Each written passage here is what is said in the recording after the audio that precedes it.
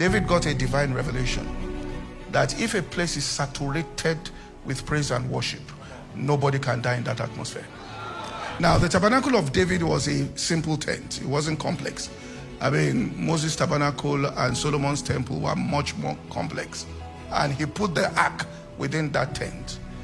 And in Moses' tabernacle, what happened was only one person was allowed once a year to go within the veil, which was the holiest of all, to stand before the presence of the ark.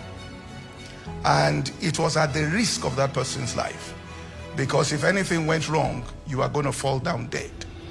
Now, how did David now put the ark and give everybody access to the ark? David got a divine revelation that if a place is saturated with praise and worship, nobody can die in that atmosphere. So he understood the praise and worship of 24/7, having seen what was in heaven, that the actual sacrifice God was looking for was a sacrifice of praise and worship, a particular type of praise and worship to him. That's what David was saying in Psalm 40. We'll get there. He said, offering for sin and days thou wouldest not, you have opened my ears. And honestly, I was checking today just before I came. David appointed singers, thousands of people, and was paying their salaries, and all they were doing was 24/7 worship.